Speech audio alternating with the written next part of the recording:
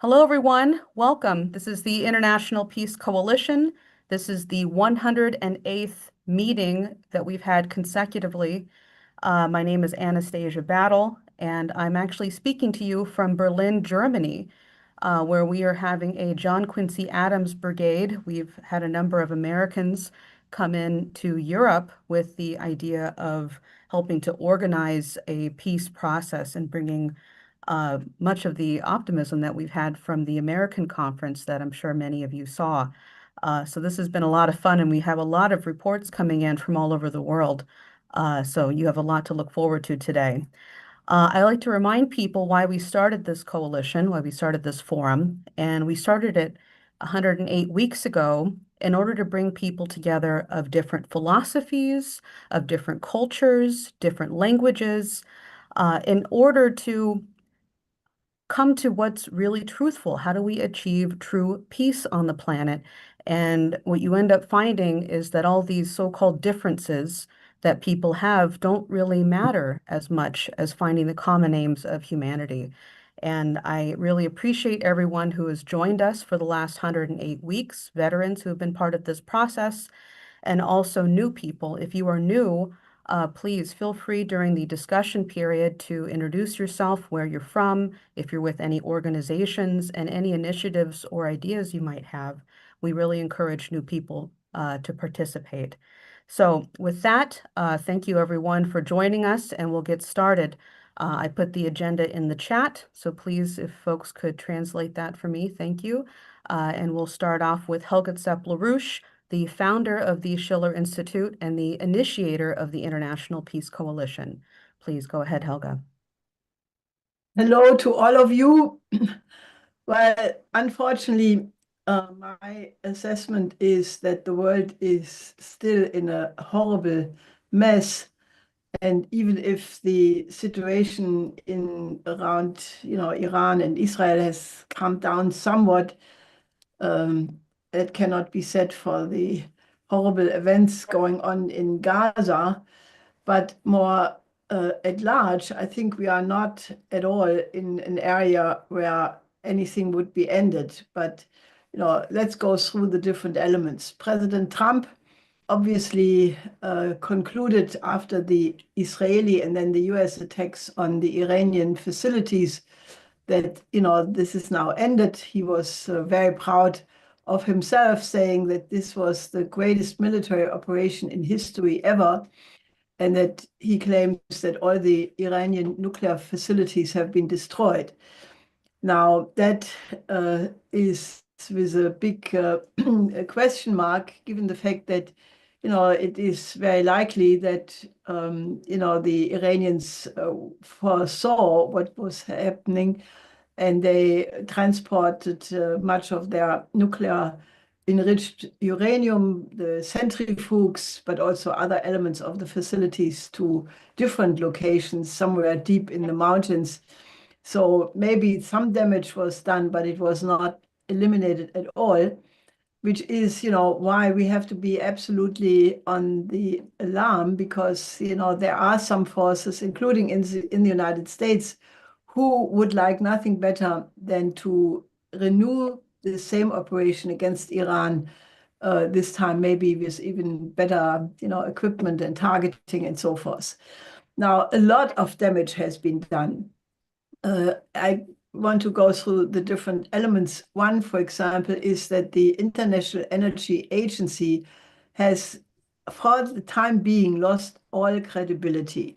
And that is devastating, because if you don't have such an agency, then the whole non-proliferation treaty goes out of the window, because who should verify, the adherence to agreements in the nuclear field at all? So, it is terrible. And I think it does require a real international independent investigation of what happened exactly.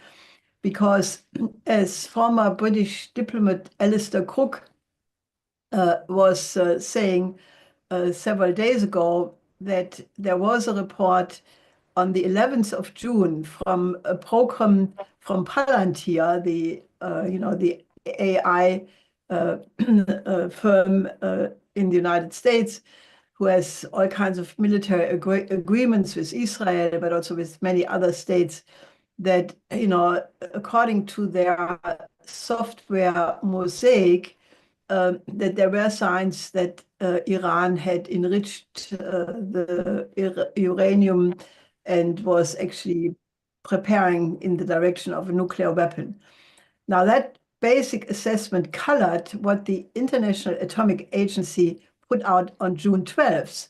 And that was at least creating an environment. I don't know if it was causal in the decision, but it shaped an environment where then all kinds of media and politicians subsequently were claiming that Iran was very close to have nuclear weapons. Then on the 17th of June, Grossi, the head of the International Atomic Energy Agency, corrected that and basically said that that was not the case. But then it was too late. The attack already had occurred. So as a consequence of it, Iran canceled their agreement with the International Atomic Energy Agency, which, is really very bad because, that creates a whole new dimension to this problem. But more even, so that puts into question what was the role of a military use of AI in creating the environment for this attack to occur. Was it careless use? Was it deliberate, malicious use? Was it part of a manipulation of that scenario? I think that requires an independent investigation, and I would hope that relevant agencies and institutions would pick up on this question, because I think it is very, very important. Now, I think the reputation of the International Atomic Energy Agency has to urgently be repaired. I think that's an urgent question. There are some people who think that the only way to do that would be for Grossi to resign. That also remains to be looked at very carefully. Even more fundamentally, the damage which has done to international law, I think, is the worst of all, because it's one thing if Israel is, basically attacking Iran. That's bad enough. That was an unprovoked war of aggression. But then if the United States, President Trump, who was in negotiations with Iran, who made all signs, that there would be a negotiated outcome, is then basically, completely doing the opposite, participating in something which can be only characterized as an unprovoked war of aggression, that has completely shattered international law. And that means that now everybody on the planet can say, well, if the United States can do that, we can do. And I think it has lowered the barrier for such aggressions in an absolutely dangerous way. And even more importantly and more dangerously is the fact that it is now apparent to the whole world that the West, the collective West, has a double standard. That, if Russia attacks something in Ukraine, which one can argue, was that an unprovoked act of aggression, or is there a long history before that? Now, if that's an unprovoked war aggression, then, if Israel attacks Iran, that obviously, when Iran clearly has no intention to build the bomb, that all of a sudden is not an unprovoked aggression. So it is apparent to the whole world that this double standard exists. And when you have a double standard in respect to international law, then you have no international law anymore. And I think that's where we're at. And I think that's what we have to really take as a very, very serious matter. Now, no, I mean, one thing clearly is that, there may have been an element, because it's very clear Trump did not want, to be in that war. He has now been in this war. That means his entire base have second thoughts about, his truthfulness. then naturally there are many neocons still in the United States who would like nothing better than a rerun of the same operation. General Kurilla, I think he's the commander of the Strategic Central Command. He is known that has been in favor of such an attack for a long time. He will leave to go into his retirement age in July, and there are basically, estimates that may have been a factor in the timing on the side of the Israelis, that they wanted to have that part of the U.S. military in, knowing that they would be backed if they do such an attack. Now, it is also clear that everybody will draw now their conclusions out of what happened just today and yesterday. There is a very important meeting in Qingdao in Shandong province of all the defense ministers of the Shanghai Cooperation Organization. That means the Chinese, the Indian, the Iranian, many other defense ministers are meeting there. And obviously they will evaluate and make plans how to prevent such a rerun from happening. Naturally, the other side knows that as well. So I think we are really still in a heightened alarm situation, and no reason to let the defenses down. To the very contrary. Now, one additional element one has to consider is the fact that the unfortunate remarks of Chancellor Merz in Germany, who commented on the Israeli attack on Iran by making this remark at the G7 in Canada to a reporter saying, yeah, Israel is doing the dirty work for all of us. Now, that remark has caused an international, total disgust. How can you call a military attack, an unprovoked military attack, which causes lives, which does enormous damage and has the potential to lead to World War III? How can you call that the dirty work?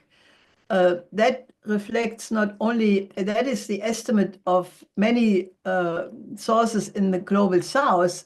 It reveals a colonial or neo-colonial mindset on the part of Merz very clearly, that he obviously thinks, these are whatever.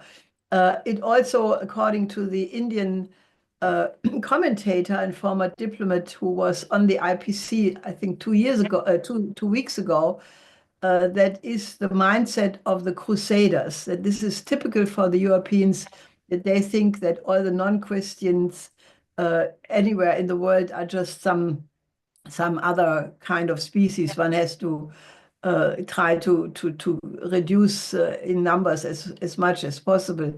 It is terrible. It is absolutely terrible.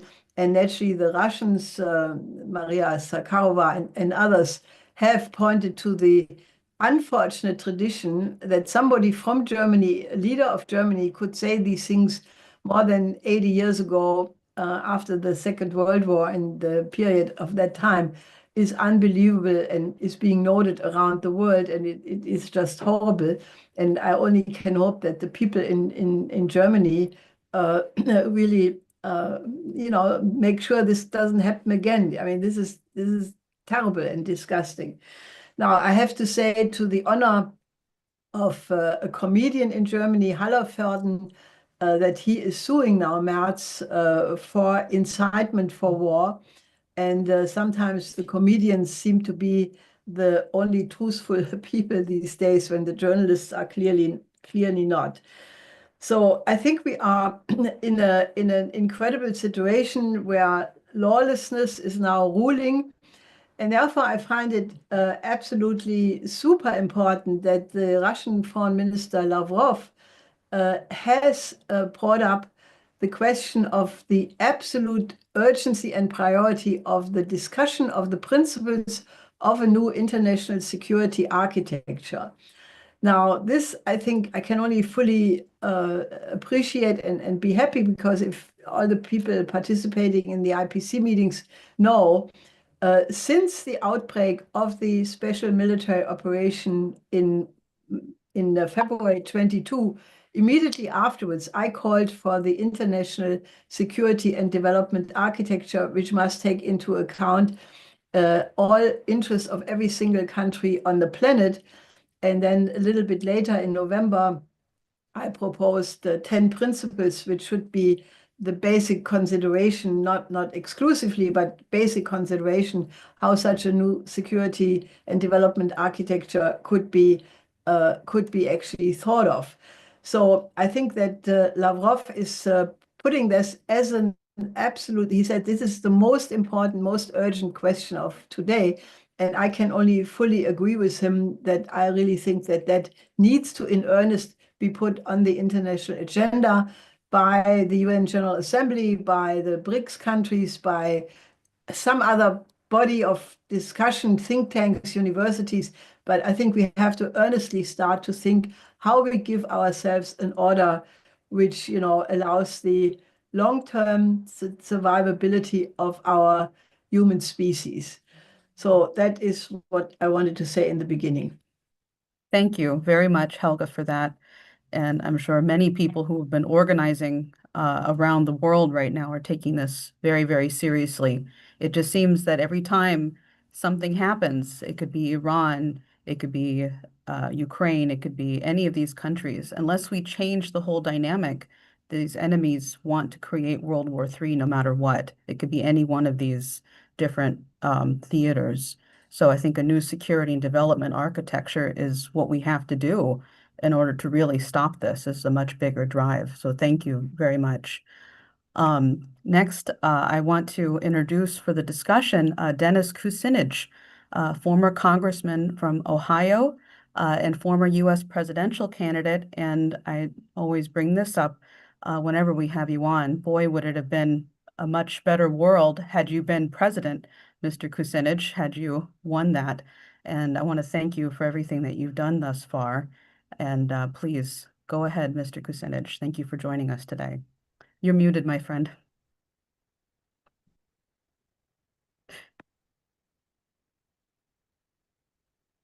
Okay, can you hear me now? Yes, I can. Anastasia, thank you very much. And I just want to say, just listening to Helga's remarks, how important, how concise, how literate her recitation of the moment is. And I think I won't presume to speak for anybody other than myself right now, but I think everybody on the call appreciates Helga's setting the tone for this discussion. I'm not going to be able to stay too long, but I am going to make some observations based on what Helga said and based on my own experience. When Lavrov called for a new security architecture, we have to recognize that the security architecture, which is in place right now, has been shredded. The UN Charter shredded. The Non-Proliferation Treaty torn up. And the context of Lavrov's remarks are a challenge for us to demand, even as a rear guard action, to say, look, we have to enforce these existing structures. But as we move towards trying to come up with structures that can assure the survivability of the planet. Now, it's, given the pratfalls which passed for policy in Washington, the bombing, which against our Constitution, totally. The president doesn't have the authority, unless there's an imminent threat to the United States. I've sued several presidents over this. He does not have the authority to go ahead and conduct this action. So they did it. They claimed obliteration. Well, if what they claimed was successful, there'd be radiation traveling right now in clouds going around the world. So there's this. Yet we must keep in mind that there are elements, particularly connected to Israel, who keep pushing to for this fantasy of regime change in Iran. And what that would ultimately mean in the States is a full-scale invasion. Just running some off-the-cuff numbers the other day, we'd need about 2 million troops. We'd need a draft, and we'd need to be prepared for World War III. I think this meeting is really important when you look at the condition that Trump is in right now. He may, in fact, be experiencing bouts of decompensation. There's a question about his intactness, about his capacity to assess what's really going on. And that's particularly dangerous. If, the narrative that's going out right now is, well, you didn't really destroy anything there, maybe a couple buildings on the surface. That causes others to say, well, let's have another strike. Let's do it again. Let's get them. Well, even there's a limited amount that even nuclear weapons can do. But just to step back, and I think that this is something we have to be involved in, to step back and question the fundamental premise here. And that is that you can bomb a nuclear facility. That is insanity on a level that has to be so powerfully pushed back on as being a violation of every concept of humanity. We wouldn't tolerate anybody doing that here in this country. The unbridled use of the military is a challenge for the United States right now. And it's something that we have to deal with. Now, just,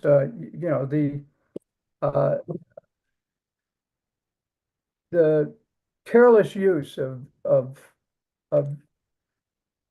the nuclear, the careless discussion of the nuclear question, having the president yesterday or the day before compare his illegal action against Iran as being on the same level as Hiroshima. What that says is that he doesn't understand Hiroshima, and that whatever Truman does, which I have spoken against in my assessment, I wasn't around at that time, but whatever Truman does or did is now being twisted to legitimate further bombing. And it's really dangerous. We're in a very, very difficult time in world history.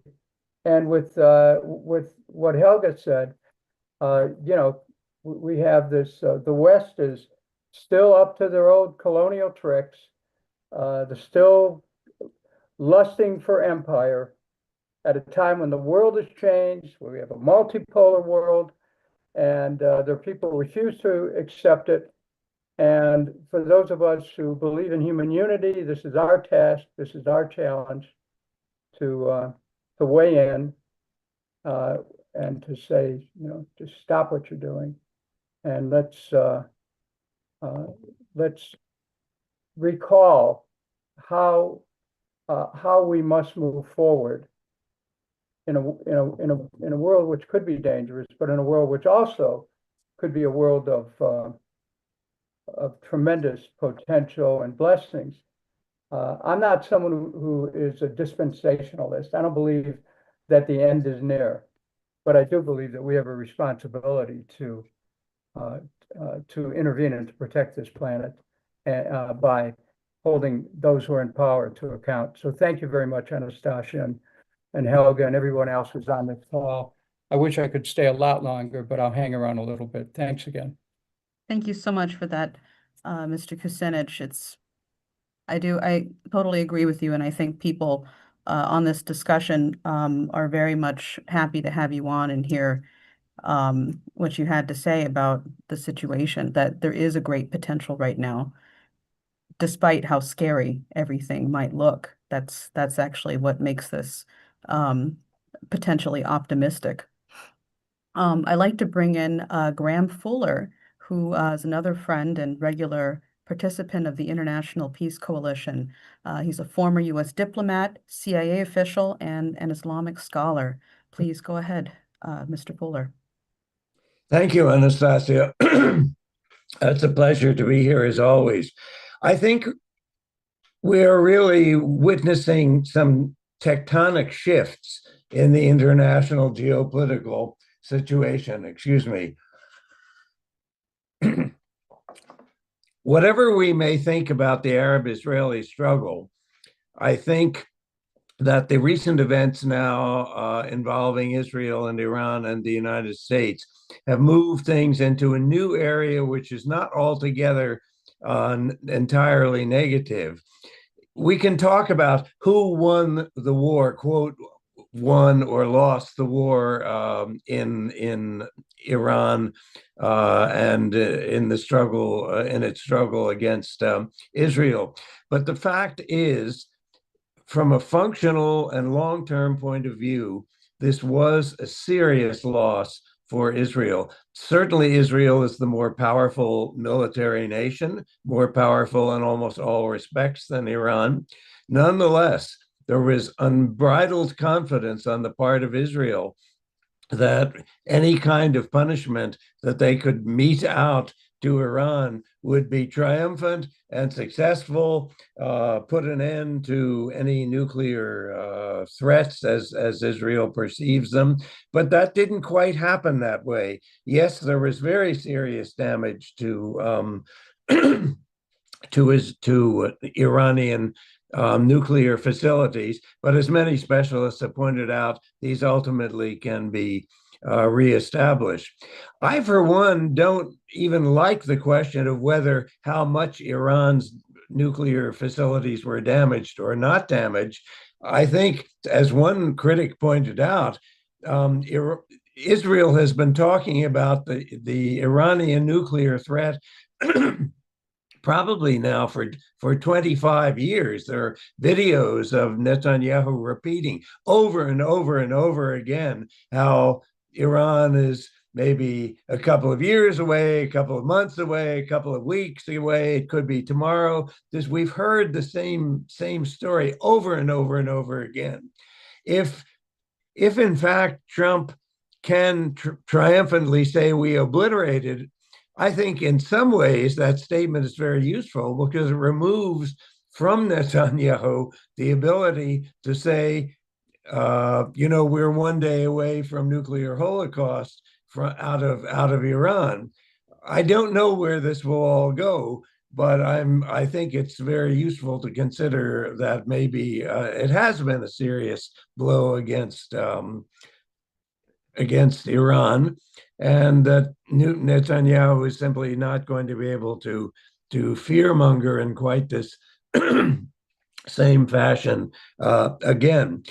But the most important thing here is that I think Israel was convinced that it had mastery of the skies, strategic mastery over Iran, and yet it turned out that Iran was able to strike back ferociously at Israel itself. Now, granted, Iranian capabilities against Israel are not the same. They cannot match Israel's power, but nonetheless, Israel took some extremely serious blows to the extent that it's basically had to sue for peace in the end. It couldn't go on. It was too economically damaging. They were running out of missiles. It was creating consternation across Israel. We've had watching the large numbers of Israelis immigrating from the country, leaving the country out of fear of what could happen next. The idea of the very invulnerability of Israel has been called into question. So I think this is a very important and significant development that we are watching now. I'm not saying we should root for Israel or root for Iran or either side, but it simply means that Israel, as a symbol of Western power, Western domination, can no longer quite show itself in that same capacity. Now, I think we all know that the United States, strategically, ever since almost the end of the Cold War, has been locked into an embrace of Israel. Some of it, yes, has to do with the massive Zionist influence on the United States policy within the US, but there was also strategically seen overseas and in the Cold War as America's great ally in the Middle East that would change things. Many strategic analysts spoke of Israel as the unsinkable aircraft carrier in the Middle East for America. So in other words, there was no question all along that Israel was the American vehicle for exercise of American power in the Middle East. I think that vision now is being shattered by the events that we have just witnessed. Whether you want to say Iran won or Israel won, the fact of Israel's invulnerability and permanent value as an unsinkable aircraft carrier against the United States. For the United States has been shattered. The other elements that we've seen now for the past couple of months that I think are very important. I'm sorry for my voice.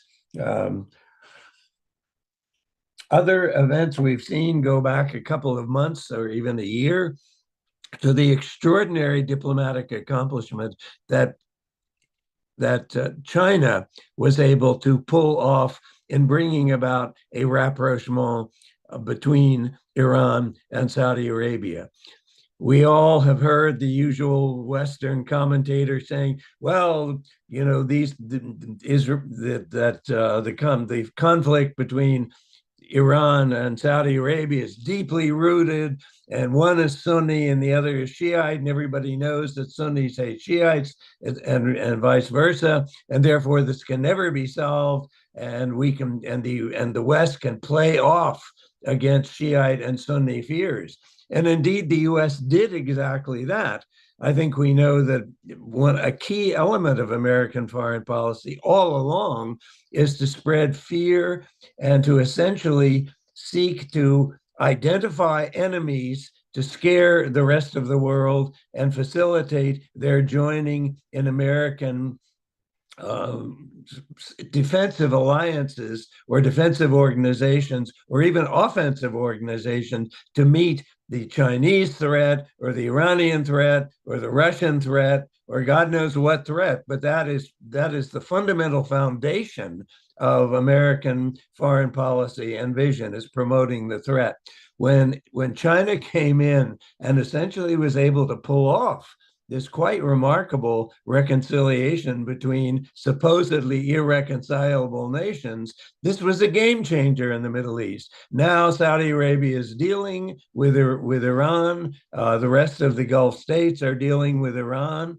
It was very clear that as Israel began to bomb Iran's nuclear facilities, that the entire Gulf supported psychologically and emotionally the Iranians who were perceived as victims, not only of Israel, but of the American agenda more broadly to try to destroy Iran. That is still the American agenda in some senses, or at least on the part of some neocons, or on the part of Israelis, which is to fundamentally eliminate Iran as a serious power player in the Middle East.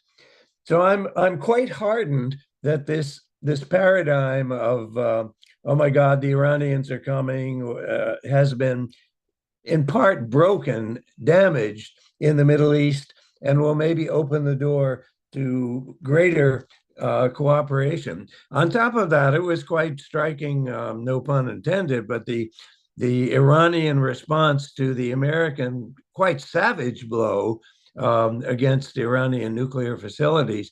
The Iranian response against the United States was extraordinarily muted. I think many people, including myself, thought that this might be the moment when Iran might demonstrate its ability not only to attack Israel, but its ability to attack American allies in the Persian Gulf. In the event that didn't happen, and I find a singular caution, I don't want to say wisdom, but strategic, perhaps intelligence in responding only in a token fashion against this massive American attack against Iranian nuclear facilities. And if we know that Iran in advance warned the United States, warned the Gulf, warned Qatar, where the American airbase of Al Udeid is occupied, warned them that this attack was coming. So it essentially was almost a slap in the wrist, a symbolic strike back against the United States, but designed to avoid a huge confrontation or war within the region for the United States. And I think local players, Gulfy players, this was a huge moment of relief because they had otherwise could imagine the kind of mayhem that could have burst out if Iran had chosen to strike every single airbase in the Middle East and they're all over the place in Iraq and Jordan and Syria and elsewhere. So I take some courage from the fact that this was a very mature response, a remarkably mature response by Iran in its so-called military response. I think now the world, which has been disgusted and enraged by Israel's genocide attacks against Palestinians that are ongoing even to today, the world that has been disgusted by that certainly sided with the emotionally and politically with Iran in these attacks. So here again, I think we find the emerging global South, the emerging BRICS, if you will, all of these groups coming together have been strengthened and fortified and unified through this sort of mini war that we have seen between Israel and Iran. And even to some degree, it might be possible to say that Trump has proven his masculinity, he's proven his power, he's proven that he can drop the mother of all bombs on Iran. But seemingly now feels that having proven this, having made this point, having made the point that, yes, we will stand behind Israel and will attack it, maybe now feels that he can step back and seek some kind of rapprochement and negotiations with Iran. And that would be very heartening indeed.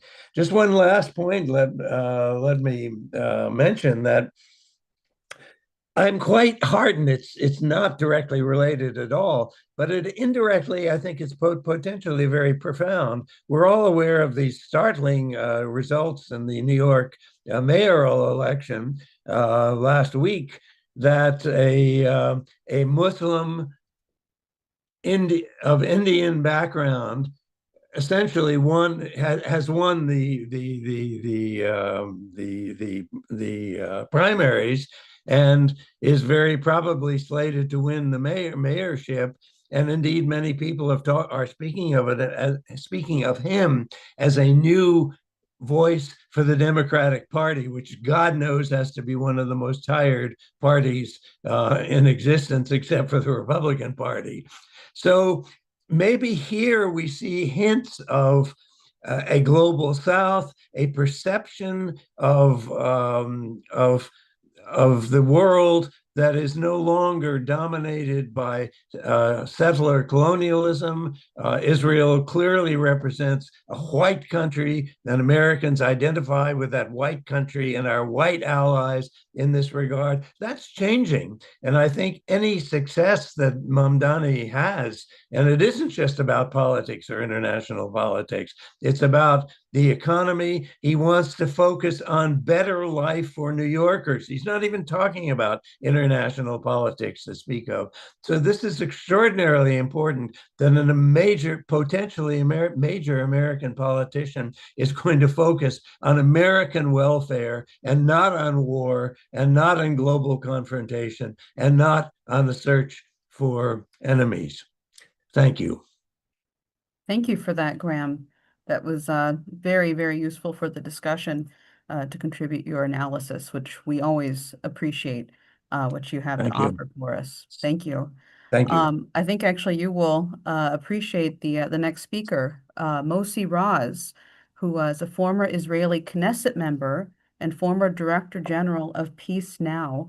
And I want to thank you, Mr. Mossi Raz, for the work that you've been doing in building a peace movement in Israel. I think this is very, very important.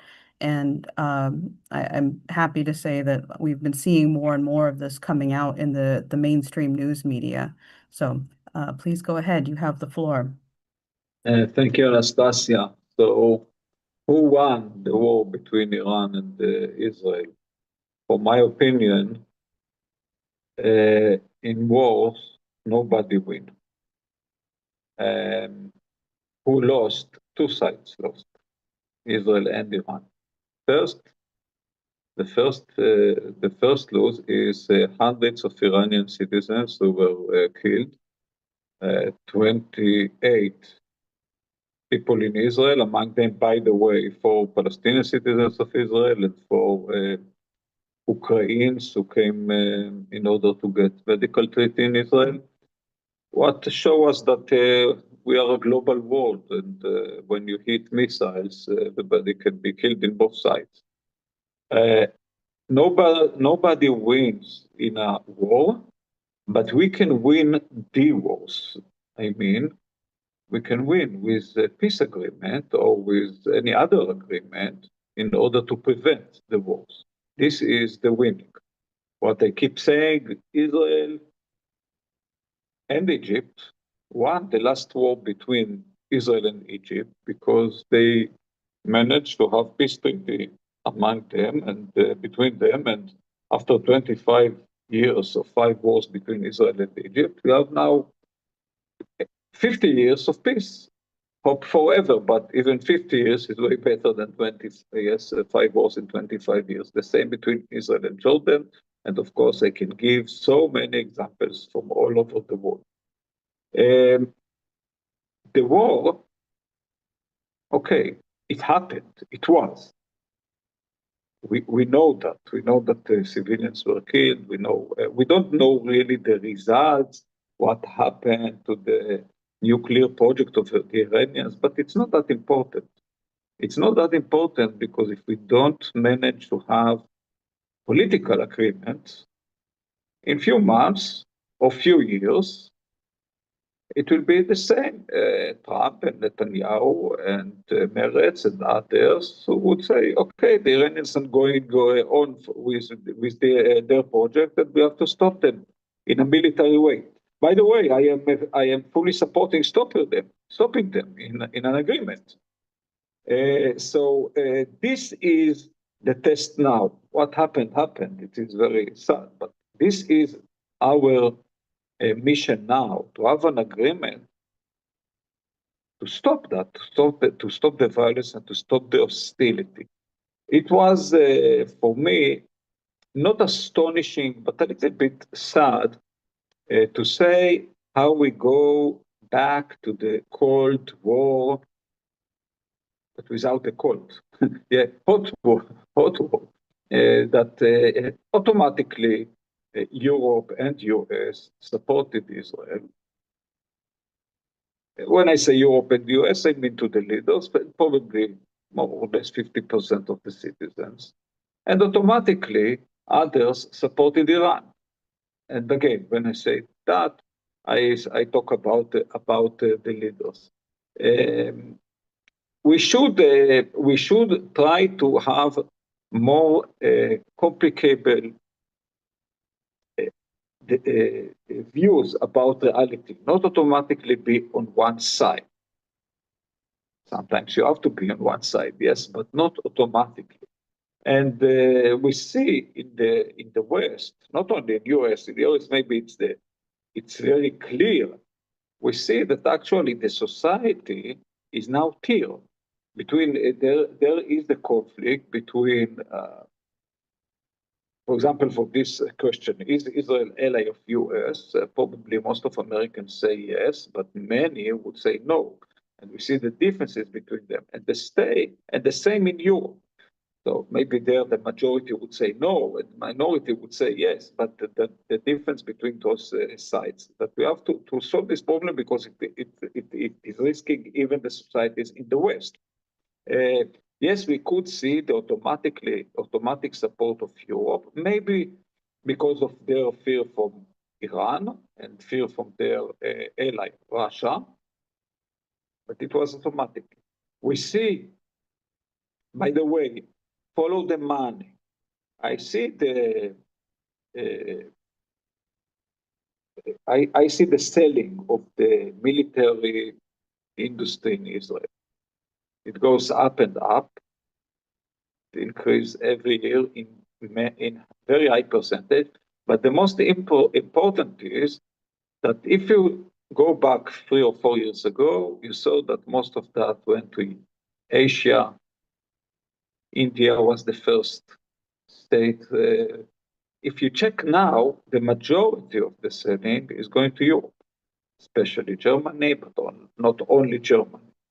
So, and why? Because their fear from Russia, justified or not justified, it is not important at all. So we have now to, again, like 40 years ago, we have in one side the West, of course, with the differences in the society, but the leaders of the West, and it is very risky. We must work for an agreement. And I want to mention that when this war started, I was in Paris in the summit of the civil society held actually by Paris Call for 2 states, normalization and recognition in Palestine as a state. Actually, we came there, hundreds of Israelis and Palestinians. Among the Israelis, former Prime Minister Ehud Olmert, 3 former ministers, and 6 former members of parliament. Among the Palestinian, former foreign minister Nasser al-Qudwa and the other former ministers, and of course hundreds of people from civil society, most of them from civil society. And we could see again that the differences between us Israelis and Palestinians are not that big. We basically agree upon the same. We agree upon the 2-state solution. The Palestinians will never have security if the Israelis will not have security. The Israelis will not have security if the Palestinians don't have security. The Palestinians have to have their own independent state, like Israel. And we agree upon that. We can, and this is a key, maybe even to this war between Israel and Iran in the future, to solve those questions. President Macron was actually calling for releasing of all hostages, dismantling or disarming the Hamas, recognition in Palestine, and the normalization between Israel and the Arab states. And this is exactly what we have to promote on the basis of the Arab League Peace Initiative. We have to see the full half part of the class. And we have this half part of the class. So we came there to Paris, and I think all of us supported President Macron in his speech. Fortunately or unfortunately, because of the war, we had to stay there 6 days more until we could manage back home. But this is not the problem. The suffering of civilians in both sides is the problem. Last sentence about Gaza. Still, tens of Palestinians are being killed every day. There are war crimes in Gaza for sure.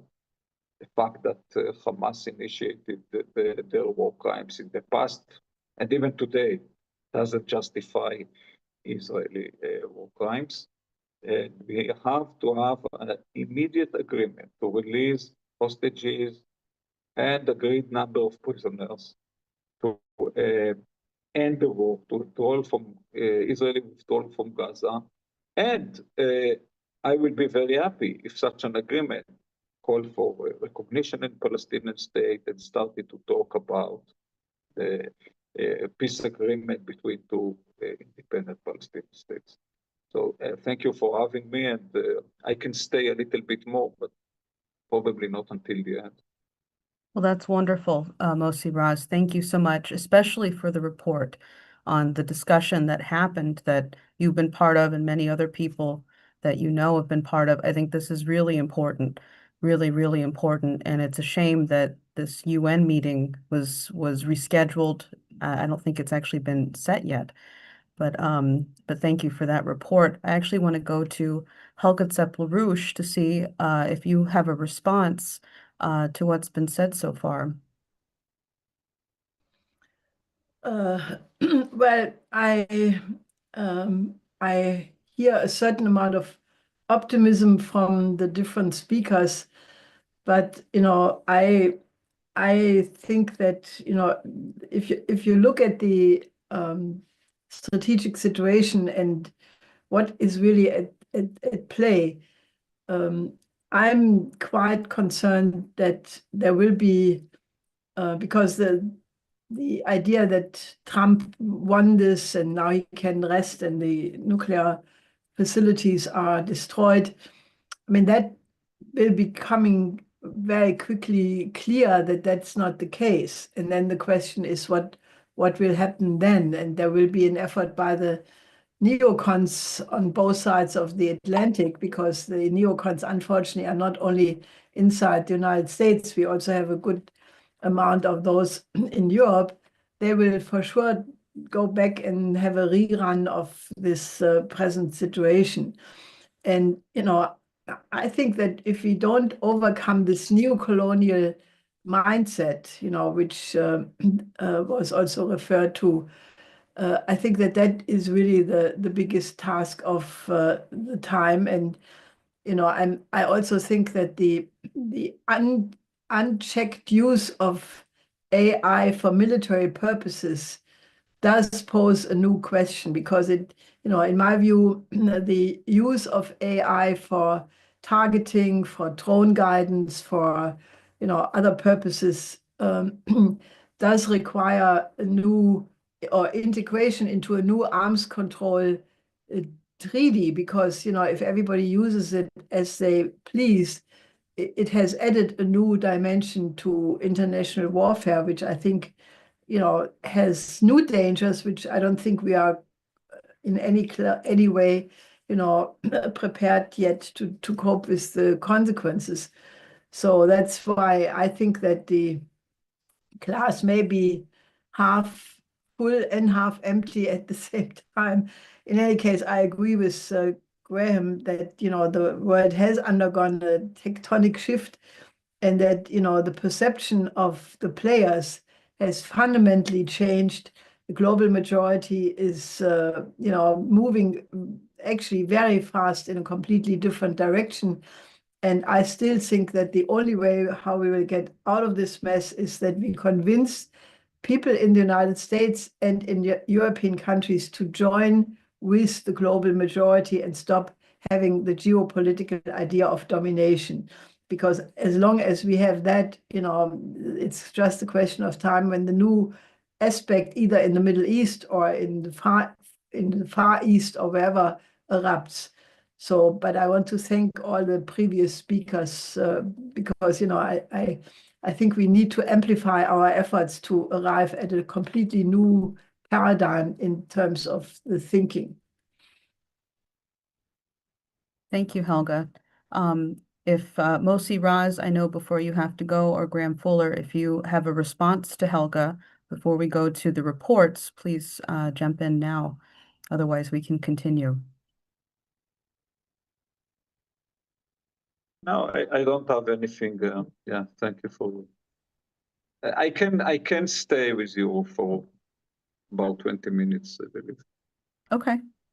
Well, great. Well, we'll go to reports from on the ground. We've been in a massive mobilization internationally. Many IPC participants with all of their various organizations have been taking out a statement. Let me pull up the statement here.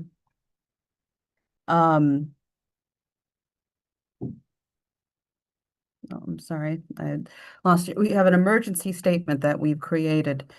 Will there be thermonuclear fireworks by the 4th of July? And I'll put this in the chat for people to have. I've sent it out via email, but if you're new, it'd be good for you to have it. And it has a number of very important points that we make on how we need to create a new security and development architecture. So please take a look at this.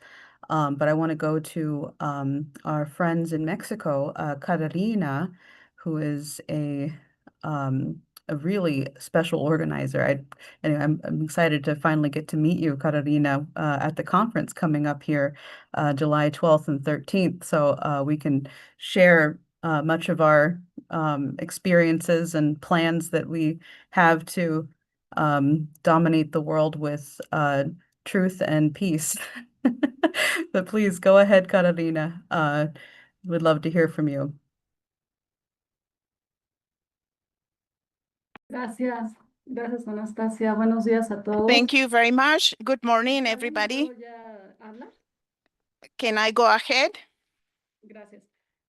Bueno, quiero darles un breve Sí. informe I want to sobre give you a short el trabajo que briefing hemos estado about the haciendo work aquí en México we have been doing in referencia a una Mexico conferencia que vamos a with tener respect to la a próxima conference that we semana. will have next week. Tenemos algunas fotos que We ayudan un have poco some a que pictures ustedes se den una that idea will más clara help de you to have qué an hacemos, idea qué of hace el what we are Instituto Schiller doing cuando hablamos de when the Schiller organizar Institute, población, when we porque a are veces talking puede about ser muy organizing the ambiguo. population, because Y sometimes it's esta ambiguous. conferencia que There estamos is organizando ambiguity. en una de This las conference universidades will be públicas in one más of the importantes public del país universities tiene de título which is el more desarrollo important de in the zonas country, and it estratégicas has the para lograr title, la paz, The el Development of caso Strategic Palestina, plan Zone for Oasis. Achieving Peace, Estuvimos en Palestine esta universidad Plan Oasis. invitando a los We were in this university para inviting que the asistieran a la students in order conferencia. to Hay participate una in the foto en conference. donde We estamos have a photo todos where con una we are pancarta all que together with a dejamos banner pegada en los pasillos. Ustedes that saben, we estos son left los in the edificios hallways de la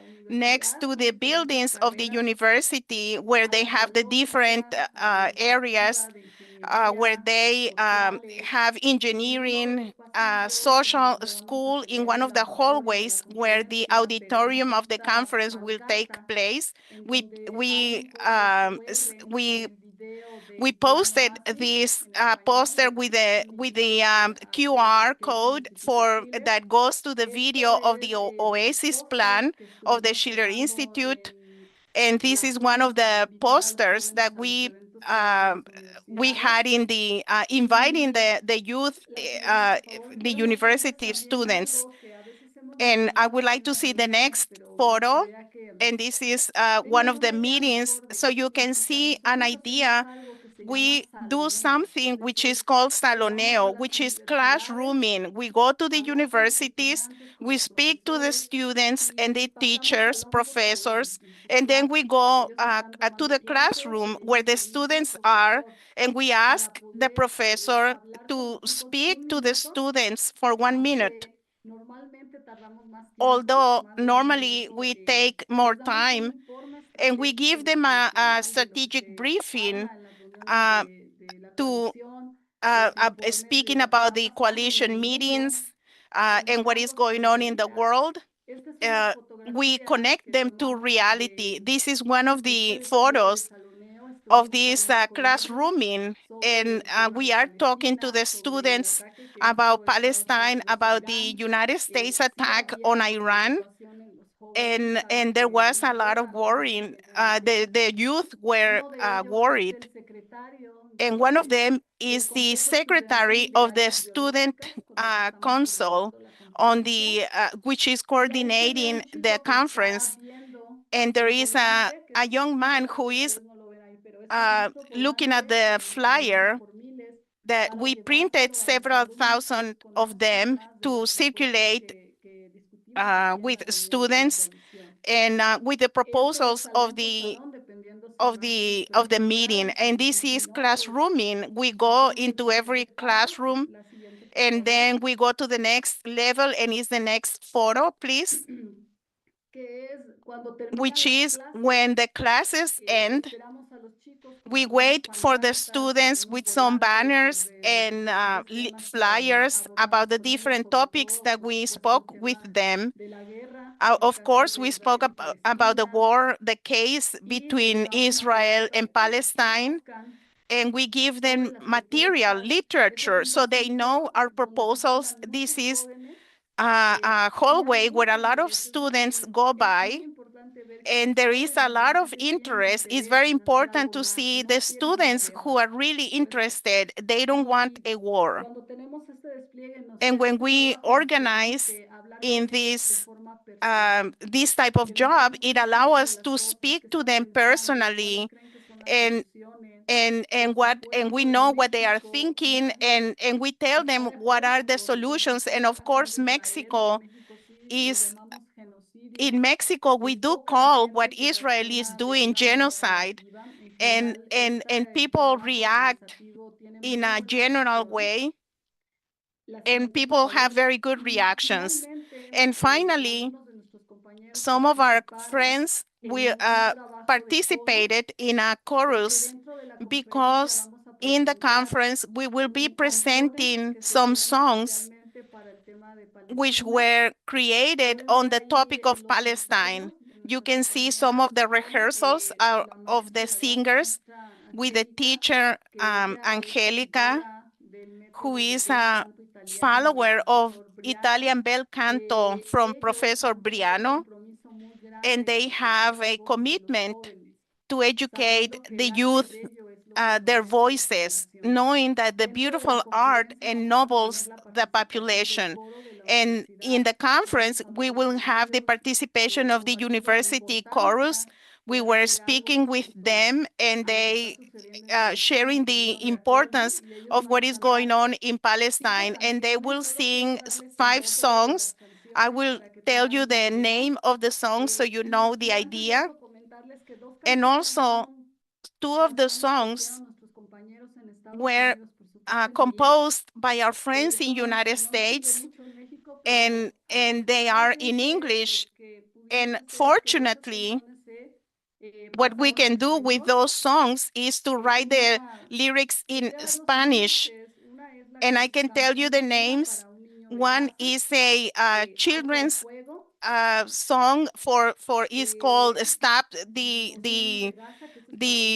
Stop the Killing," and is to the children of Gaza with a soloist. And then and the other one is in Arab, and I don't know Arabic. Is Shalom Haverin. I'm not sure if that's the pronunciation. That's the title of the other song. And lastly, we will sing Va Pensiero. That's in general the work we are doing for the conference. You can see the poster that the students made of the the science school to invite to the conference, and they talk about the participation of the chorus. Then Helga Sepla-Rouge will send a message to the conference, and also we will have the participation of the South African ambassador. South Africa went to the court denouncing Israel and also we will have messages from youth about what is the development and the peace and questions and answers. And I also want to tell you that this will be transmitted live in Spanish. And also to conclude, I want to say something very important about this meeting, because the idea, the chorus will participate in the conference is not only to complete the conference or to present something cultural so other people will know other ideas, because in reality, this shows that if you want to accomplish a political change, you have to ennoble the soul of the population, and those and we have to ennoble the population. And Schiller said that that can be done through beautiful art, and that's why we are presenting the chorus, in order to create an emotional state, but also a moral state of what we need to do. And I want to invite you to participate in these activities. It's very important to go to the universities to speak to the young people, because they don't want a war, but also they don't have a political guidance. Politicians don't speak to them only when there are elections, and we are the ones who are in the universities all the time, and that generates optimism. If we are pessimistic about what is going on, I would recommend go to the universities, have a leaflet to present what we in the coalition are doing, bring that to the youth, and that will generate optimism, because there is a solution. It's not a Voltaire, it's not something, it's not a false optimism, but it's an optimism like Leibniz of the best possible worlds. But those are the possibilities that we have. And there is a possibility that can be real, and we will decide that. And that's why we are doing this work. And we want to invite you, when we have the video, we will send it out. People can, when we have the link, people who speak Spanish can listen to that. But also we need to incorporate young people. They are the ones who are doing this work in the classrooms. And that's what I wanted to present you about our work. Thank you.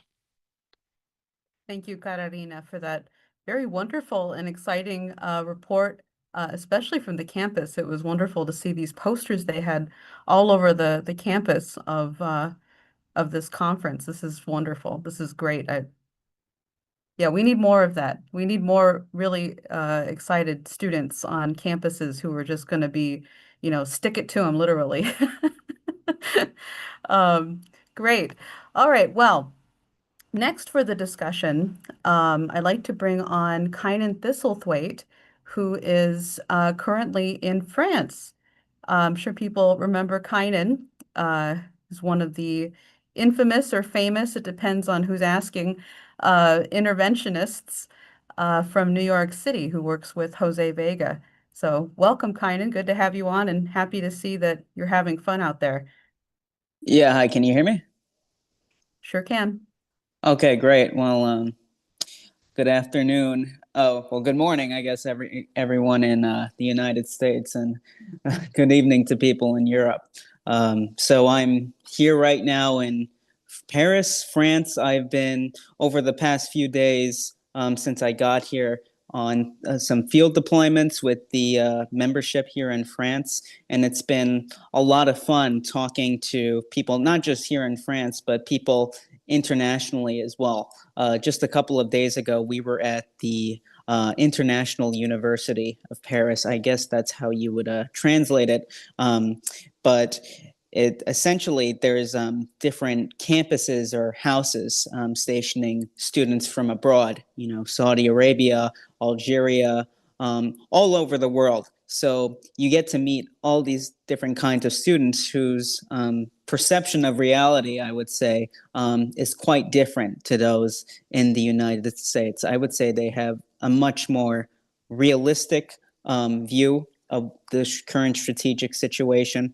Of course, we were leading off with what just happened in Iran and the fact that this could spiral out of control into thermonuclear war, despite what the Trump administration has presented as this so-called ceasefire, but not realizing the fact that, this is a violation of international law.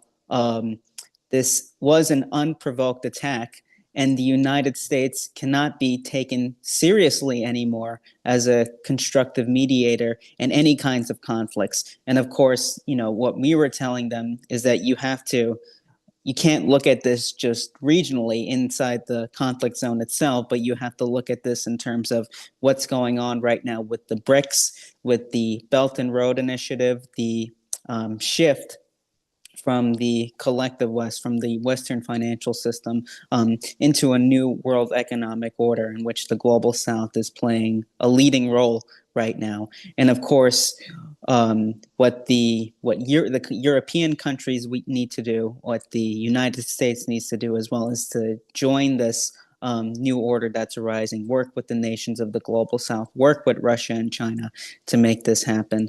And, something I was also telling people who, the students that I was talking to was, this is kind of a sabotage of the Trump administration.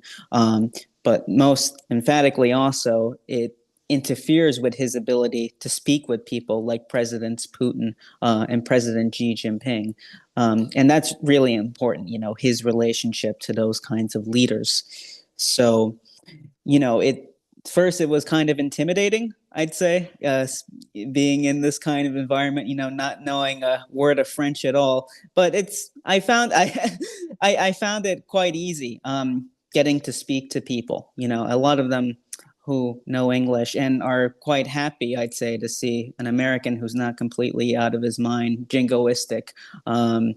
So it's important, and Anastasia was talking about the John Quincy Adams Brigade, and I think that's a very useful image for people to understand what the Schiller Institute is doing abroad, in the tradition of one of our greatest American presidents, John Quincy Adams, who was in France, but, he had said that the United States should not be a dictator of the world. We should hold the light of freedom to other countries, but we should not go in search of monsters to destroy abroad.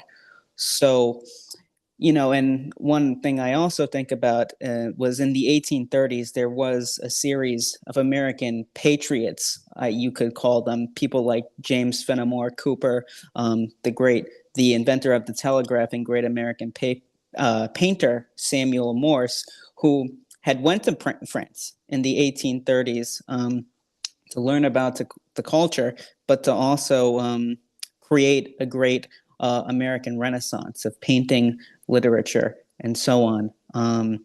So I think that's what I could put in the discussion right now. I'm going to be doing a lot more here. There's going to be all kinds of meetings. There'll be future rallies that we'll be having. And we're going to keep on going on with this fight. So I'll just say that, Anastasia, and thanks for having me on to contribute. Great, thank you. Yeah, definitely. I was enjoying, you did a short video statement, which was really wonderful. And you could see Remy in the background, who's also an interventionist, by the way, did a very good one. It actually got Scott Ritter banned because he defended Remy so strongly. Scott Ritter got banned on Twitter for a number of weeks or something. But thank you, Kynan, for that report. I want to do a short report from Germany, from Berlin. We've been going on to the campuses in Berlin. We went to a technical university and also the, Helga, maybe you'll have to help me, I think it's called it goes by FU, not FU, but Freie Universität. Freie Universität. So that university, but we had a lot of fun coming up with new polemics around what was posed in the leaflet. We actually had some brainstorming. Our good friend Fabian made some really awesome posters, and I like to share with you what we did. And we're happy to share this with other organizers too, if they'd like to take something like this. But here's one poster that we had. There's Mike talking to students. We had this really great setup One is a picture of Tony Blair. There's a British flag, and he's dropping a piece of dynamite onto Iran. And the question is, who's really setting off the explosions? We had another poster. Let me pull this here. Oops, sorry, wrong one. Here we go.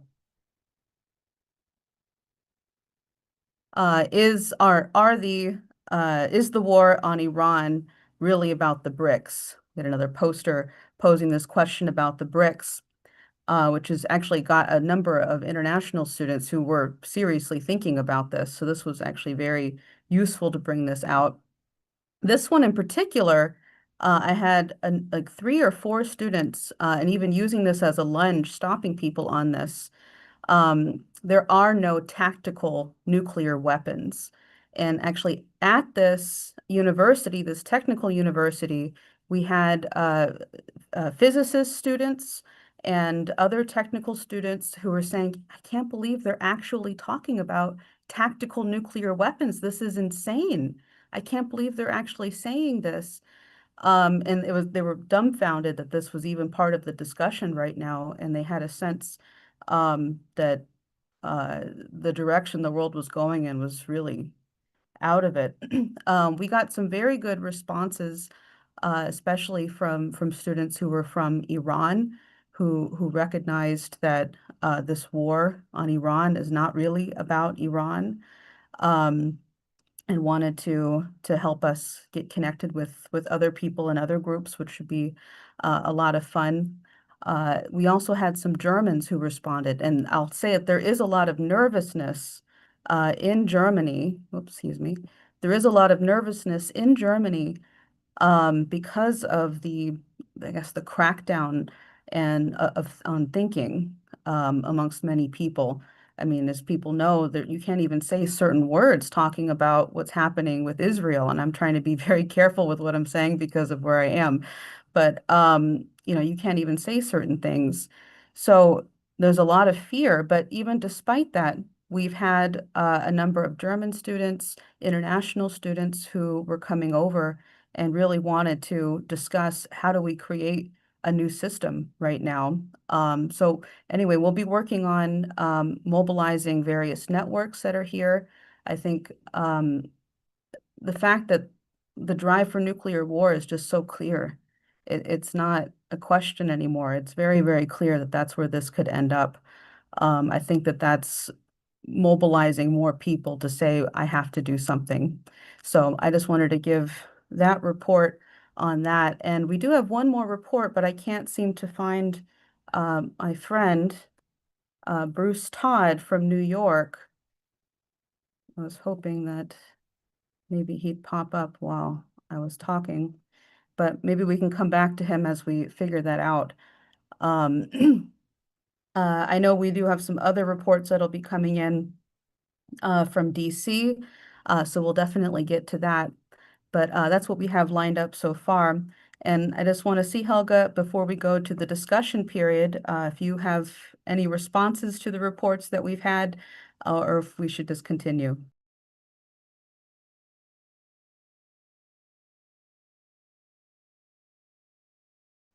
Okay. No, I think this is very heartwarming to see how, young people in different countries of the world are spreading the idea of what we are trying to accomplish with the International Peace Coalition. Now, I want to congratulate you. You absolutely bring in the kind of optimism which is, going to defeat the pessimists of this world, So optimists of all countries unite. I want to say in a slight modification of the famous sentence of my brotherly comrade from Trier, the cognoscenti, they will know who I'm talking about. I mean, otherwise I can say I have a very excellent news to report before people go into, the discussion period. And that is that at our upcoming Berlin conference, we will have 2 top peace activists participating in person, and that is Reme Gavan and Elizabeth Murray. So they are definitely coming, and everybody who is a fan of them, and I know there is a large fan community of both of them in Europe. This is the time to meet them in person. So welcome. Wunderbar. That's wonderful. That's so wonderful. And I hope I'm sure people will be very excited to meet Ray, all the folks that are here in Germany and from other parts of Europe as well, to actually get to see him in person, and Elizabeth as well. That's exciting. All right, well, definitely let's get this more people registered. Get yourself registered now for the July 12th and 13th conference. You can find the link at schillerinstitute.com. I shared the link in the chat here on Zoom, so definitely do that. And we'll make our transition to the discussion period now.